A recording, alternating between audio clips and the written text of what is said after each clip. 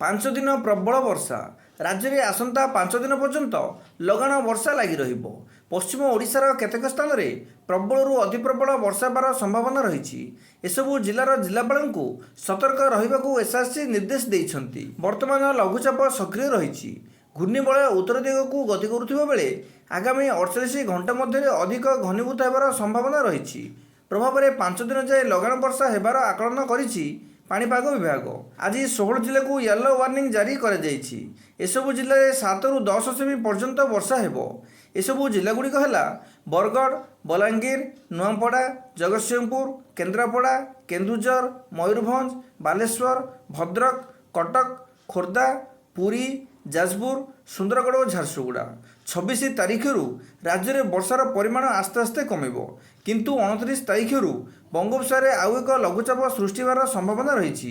ଏହାର ପ୍ରଭାବରେ ସେପ୍ଟେମ୍ବର 4 ତାରିଖ ପର୍ଯ୍ୟନ୍ତ ବର୍ଷା ଲାଗି ରହିବ।